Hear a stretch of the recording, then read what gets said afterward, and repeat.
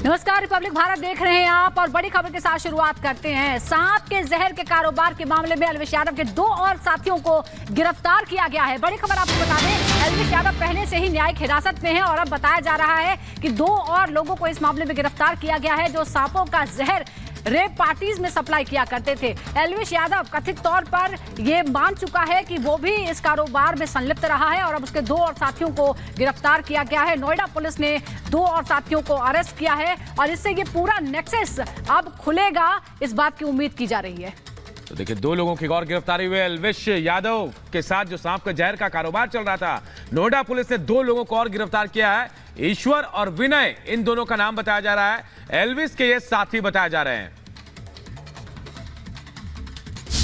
और इस बीच एक और बड़ी खबर आपको बता दें, और बड़ी खबर है कि सीए पर बदला राजस्थान सरकार का रुख। सुप्रीम कोर्ट में दाखिल याचिका वापस ली राजस्थान सरकार ने। सीए का विरोध नहीं करेगी भजनलाल सरकार। आपको बता दें, भजनलाल ने पलटा गहलोत का फैसला, क्योंकि उस वक्त की गहलोत सरकार सीए के खिलाफ सुप्रीम कोर्ट जा पहुंची थी। लेकिन अब यह बड़ी जानकारी कि मौजूदा भजनलाल सरकार सुप्रीम कोर्ट में दाखिल याचिका को वापस लेगी।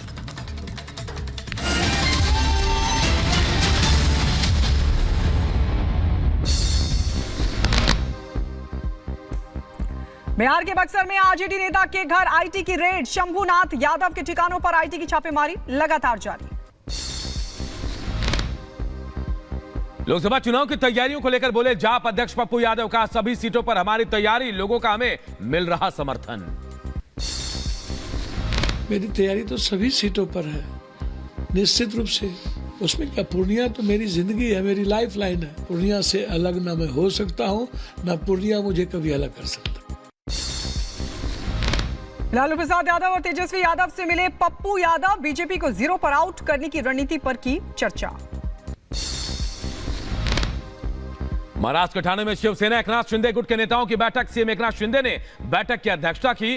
कई महत्वपूर्ण मुद्दों पर चर्चा हुई। लोकसभा चुनाव को लेकर बीजेपी के प्रत्याशी निरहुआ ने खोज ली समाजवादी पार्टी के एमवाई फैक्टर की कार्ड। इफ्तार पार्टी में शामिल होने के बाद निरहुआ को मुबारकपुर में मिला लोगों का समर्थन। बदायूं हत्याकांड को लेकर सपा के आरोप का बीजेपी का पलटवार देखने को मिला है। कहा गया, घटना पर सपा कर रही है घटिया राजनीति, अपराधियों के खिलाफ हो रही है कठोर कार्रवाई। समाजवादी पार्टी घटिया राजनीति पर उतर रही है, घटिया राजनीति करके व्यर्थ के आरोप कर रही है। जबकि सच ये है कि योगी आदित्यनाथ सरकार ने ऐसे किसी भी मामले में पूरी कठोरता से कार्रवाई करने का हमेशा उदाहरण दिया है। इस मामले में भी एनकाउंटर करके अपराधी को मार गिराया है। बदायूं हत्याकांड को लेकर समाजवादी पार्टी ने बीजेपी पर साधा निशाना। ट्वीट कर लिखा, यूपी में दंगा खड़ा करके चुनाव जीतना चाहती है बीजेपी। बदायूं में 2 नाबालिग भाइयों के हत्याकांड पर मृतक की मां का खुलासा। मीडिया को बताई पूरी वारदात, प्रशासन से इंसाफ की गुहार लगाई है। डबल मर्डर मामले में मृतक के पिता का आया बयान। पुलिस वालों से मांगा न्याय। आपको बता दें, आरोपी जावेद को जल्द पकड़ने की पुलिस ने कही बात। बदायूं हत्याकांड पर बच्चों की टीचर का बयान। का आरोपियों पर हो सख्त से सख्त कार्रवाई। बदायूं में डबल मर्डर को लेकर दर्ज हुई एफआईआर। 2 लोगों के खिलाफ दर्ज हुई एफआईआर। एक का हुआ एनकाउंटर, एक की तलाश जारी।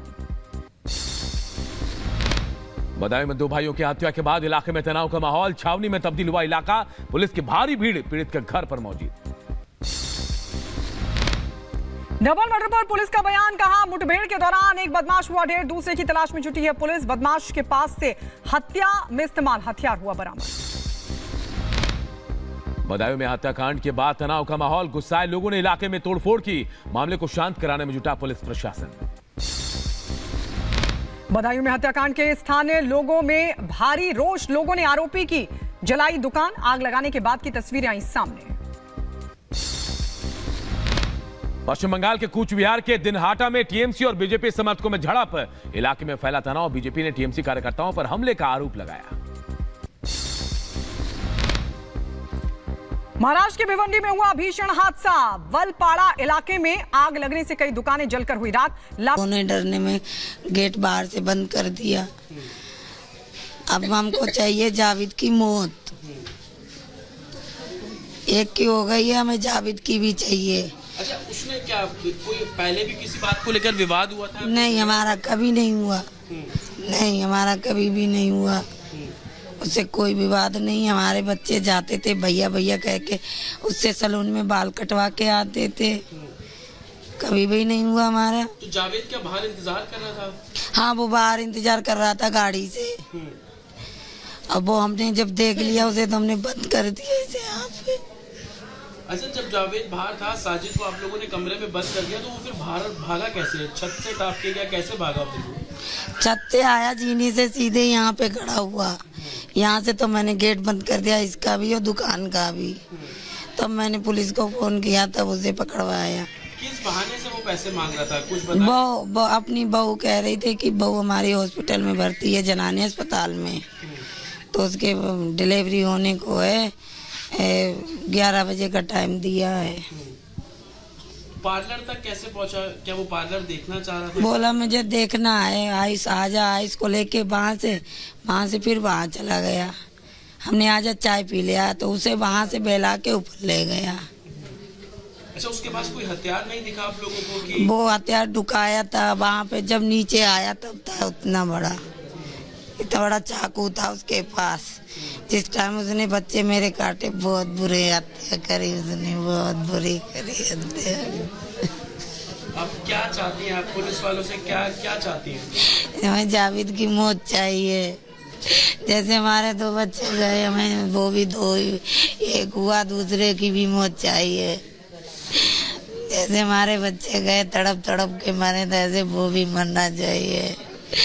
मुझे इंसाफ चाहिए, इंसाफ चाहिए।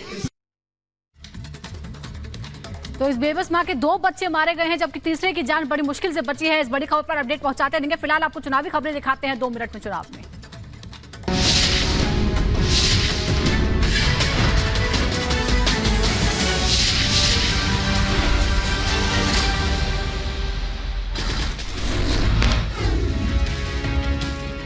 महाराष्ट्र के ठाणे में शिवसेना एकनाथ शिंदे गुट के नेताओं ने की बैठक। सीएम एकनाथ शिंदे ने की बैठक की अध्यक्षता।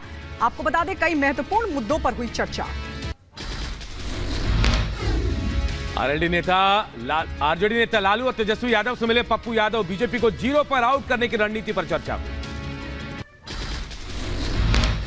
लोकसभा चुनाव को लेकर बीजेपी प्रत्याशी निरहुआ ने खोज ली सपा के MY फैक्टर की काट। आपको बता दें, इफ्तार पार्टी में शामिल होने के बाद निरहुआ को मुबारकपुर में मिला लोगों का समर्थन। गृहमंत्री अमित शाह, जेपी नड्डा की मौजूदगी में केरल, आंध्र प्रदेश, ओडिशा, कर्नाटक की सीटों पर चर्चा। बैठक में ओडिशा और सिक्किम में गठबंधन को लेकर भी मंथन। महाराष्ट्र एनडीए की आज हो सकती है बड़ी बैठक। बैठक के बाद सीट शेयरिंग पर जल्द साफ हो सकती है तस्वीर। एनडीए की बैठक के बाद सीएम एकनाथ शिंदे ने भी अपने विधायकों और नेताओं की बुलाई बैठक। 21 मार्च को शिंदे गुट के नेता करेंगे बैठक। लोकसभा के पहले चरण के चुनाव की अधिसूचना आज होगी जारी। पहले चरण में 102 सीटों पर डाले जाएंगे वोट। 19 अप्रैल को होनी है पहले चरण की वोटिंग। यूपी लोकसभा के पहले चरण के लिए आज से शुरू होगा नामांकन। प्रदेश की 8 सीटों पर 19 अप्रैल को होनी है वोटिंग।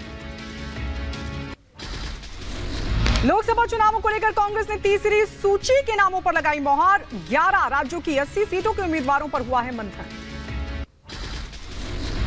आजमगढ़ से समाजवादी पार्टी के प्रत्याशी ने किया जीत का दावा। कहा, पिछली बार निरहुआ की जीत का मार्जिन बहुत कम था, इस बार हार का मार्जिन ज्यादा रहेगा।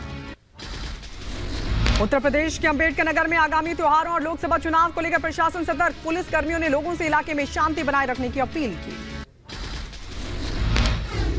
बारामूला में मतदाता जागरूकता कार्यक्रम का आयोजन। लोगों को वोट के प्रति जागरूक किया गया। बताई गई वोट की ताकत।